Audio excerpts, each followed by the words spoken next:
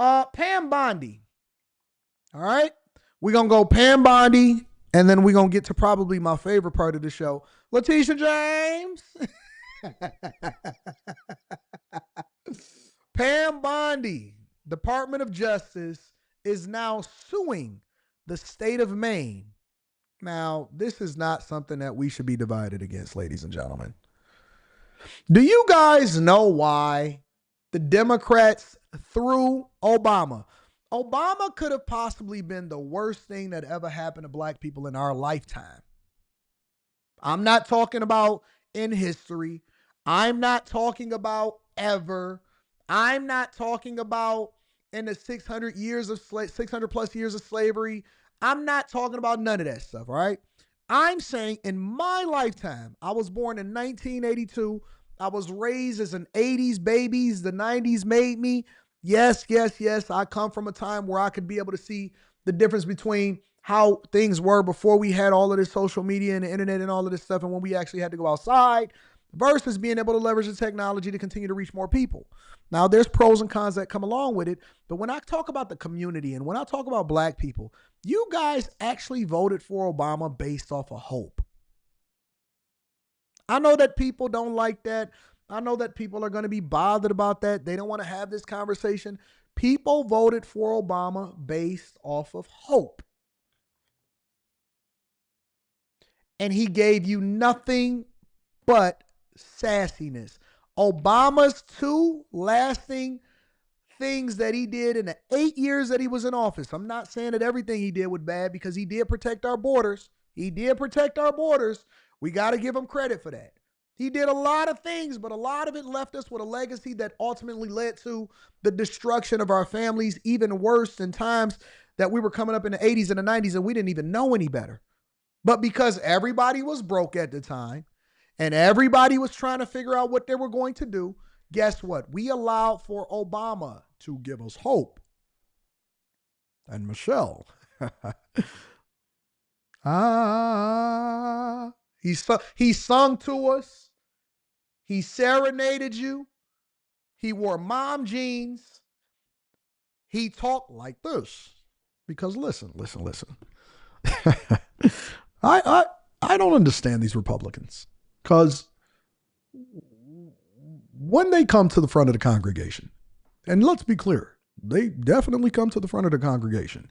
And I was talking to Michelle the other day, and what I found was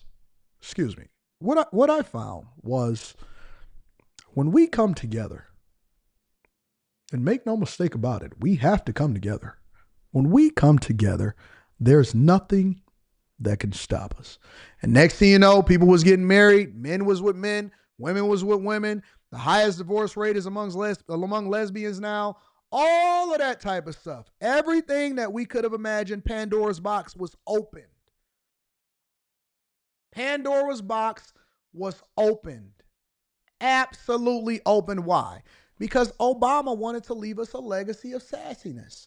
And so instead of doing anything that y'all thought that he was going to do for the black community, you know what he gave you? Sassy, ashy, and then left you with a legacy that ultimately gave you Biden, because Biden was the vice president and he the one that came up next because he was next in line.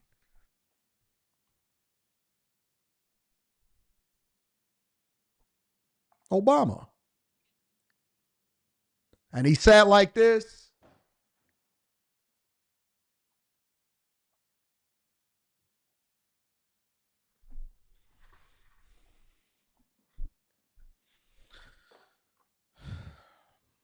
Obama.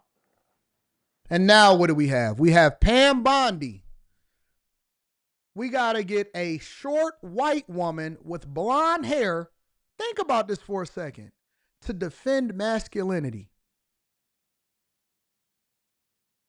We have to get a white woman with blonde, beach blonde, white hair to then defend masculinity. If this is not the ultimate reverse Uno card, I don't know what is. We got to get Pam Bondi to come up and say, you know what, Maine, we going to sue you because you refuse to not let men inside of women's sports. Is no reason why you should have LeBron James dunking on Caitlin Clark. Is no reason why we should have swimmers, wrestlers, fencers, volleyball participants. These dudes that look like that couldn't compete with other men, they come in and they dominate in y'all sports. But this is what's happening. Make sure you hit a like for the algorithm, subscribe to the channel, and turn on your notifications. This just in, Attorney General Pam Bondi suing the state of Maine over refusing to comply with a ban on trans athletes in high school sports. CNN's Paula Reed has all the details and is just coming in now at the Justice Department for us. Paula, what did the Attorney General say and what happens now? Well, of course, this follows that high-profile confrontation between Maine's governor and President Trump earlier this year, where the governor made it clear she did not intend to comply with his executive order banning transgender athletes from girls' sports. And she said, "See you in court." Well, now that is a reality, but this also seemed like the natural next step in this ongoing controversy, because shortly after that confrontation in the White House, the state of Maine faced a barrage of federal retaliation. Multiple agencies, including the Department of Agriculture, Health and Human Services, the Department of Education, and the Department of Justice, threatened federal funding. The Attorney General back in February sent Maine a letter saying that it had to comply. So it's not surprising that we're here 2 months later filing this lawsuit. Here's what the Attorney General said about her effort today. Let's take a listen. This is about sports. This is also about these young women's personal safety. I've met many of these women throughout the past weeks and months, and what they have been through is horrific. We have exhausted every other remedy. We tried to get Maine to comply. We don't like standing up here and filing lawsuits. We want to get states to comply with us. That's what this is about. Now, the state of Maine says there are only 2 transgender athletes participating in girls' sports at this time. So, look, there are legitimate questions here about whether one is too many. One is too many. One person, because it opens up the door for everybody to then reference that and say, well, listen, if we were able to do it on this, then why can we not justify going forward and doing it on this? What do you mean it's only 2? That's 2 too many. It's 3 too many, because somebody shouldn't even have been thinking about competing in women's sports. And the parents shouldn't even be allowing their children to compete in women's sports. I blame women for this. I'm going to just be honest with you. I blame women for this. It wasn't enough for y'all to have gay best friends. It wasn't enough for y'all to then include them in y'all diversity, equity, and inclusion. Even though it's a lifestyle choice, it should not play any role of whether you get hired, whether or not you do this. I blame y'all because y'all was on the front lines advocating for them. You love them. They your friends. You let them lay and cuddle with you and all of this stuff. When men told you, we told you, I'm going to just be real with you. We told you, we warned you. We said, listen, this is an attack on masculinity, but the women are going to be the ones that suffer as a result of it. You ignored us and you said that we was crazy. You said that we was crazy. No, hush up. If it don't affect you, then why do you care? Next thing you know, they in the bathrooms like, hey, sis, nice makeup routine. Pissing on your toilets.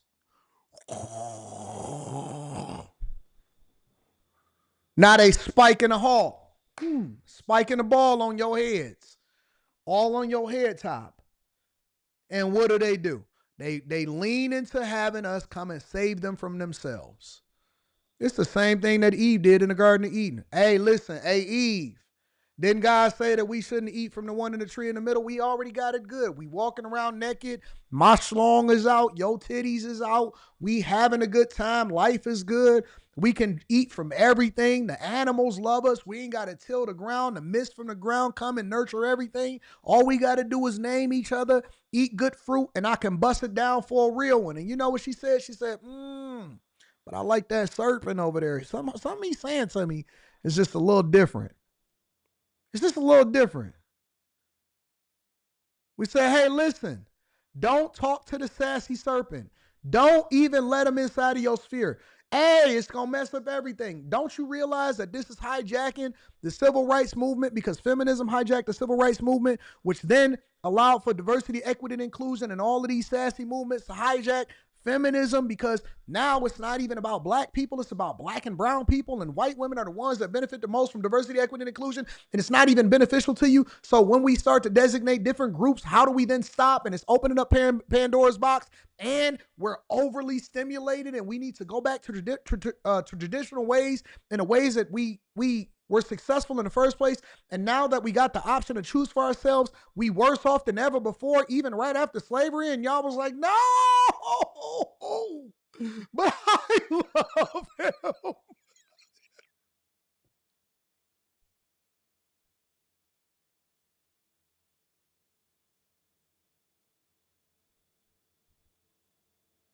We want them as our best friends. We just don't want them as our husbands. And then at the same time, you saying, well, we ain't no good men out here. Where's all of the masculine men? Well, you raised them to be your son husbands. You raised them to do your hair. And you raised them to participate in your sports and to piss in the bath stall right next to you. You raised them. You raised them. You groomed them. You raised them. Now you got a generation of men that don't know whether or not they should stand up or sit down when they got to do a number one. You raised them. We have a generation of men that don't know whether or not they should sit down or stand up when they got to take a piss. Don't say piss. That's offensive. What? So we can't take pisses now?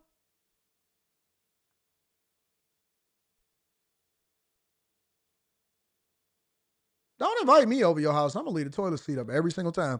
Soon as you come into the bathroom to go and use it at night because you can't see and you sleepy, oh, I'm going through the change. I need to go and use the bathroom. You're going to fall in the toilet every time. Every time. And me and your son is going to be high-fiving in the other room. See how we got her again? Yeah.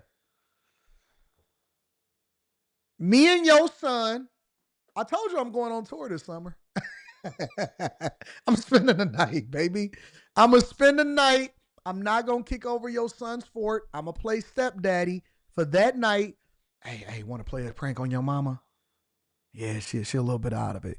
Don't ask me why she out of it. She out of it. All right? Listen, you asking too many questions. You want to play a prank on your mama or not? All right, I'm going to teach you. Go in there and take a piss. Don't stop. Dog, don't sit down when you take a piss. Stand up. Well, my mama said that I have to sit down because I don't want to mess up by leaving a toilet seat up. Hey, man, put some bass in your voice, big dog. Stand up, lift up the toilet seat, take a piss, and don't put it back down. I'm going to get in trouble. Hey, man, where your daddy at? He in jail. I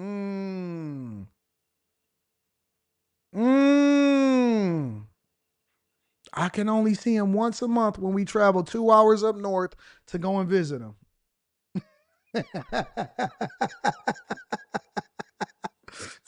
Hey, I gotta paint the picture for you so that you better understand what we're dealing with on a regular basis. If I don't paint the picture for you, then you're going to think that I'm trying to be disingenuous. I'm painting the picture of what these women are going through, and then they want to decenter men. Don't decenter us. Embrace us. We the ones that told y'all shouldn't be in this situation in the first place. The fact that this governor stood up to President Trump in a very public way resulted in almost the full force of the federal government being used against that state. But look, this is an issue that is played out across the country. And the Attorney General signaled today she may file lawsuits against other states. And the Attorney General also speaking today more about the case of the Maryland man who is mistakenly deported to El Salvador. What's she saying? Yeah, our colleague from Fox News asked her whether the government would present evidence that Mr. Abrego Garcia was connected to MS-13. He pressed her, why not make that evidence public? She made no commitment to make that public. And it's clear at this time the Justice Department has no intention of bringing him back. Notably, she was also asked about why the Justice Department has prioritized acts of violence at Tesla dealerships and whether it will do the same for the recent arson attack at the governor of Pennsylvania's home. Now, she did say that they're working alongside state partners, but did not appear to commit to the idea that that was any form of domestic terrorism or a full-blown federal investigation. So again, the Attorney General, she's done a lot of press conferences, and it was good that she took questions on a variety of topics. Yeah. Paula Reed, great to see you. Thank you so much. So essentially now we have to deploy other people, including the Attorney General, including the Department of Justice, including the Trump administration, then anything that we can get our hands on, to try to save your son from always sitting down every single time you got to pee, and to save your women, right, from being subjected to dudes inside of their bathrooms and beating up on them inside of their sports.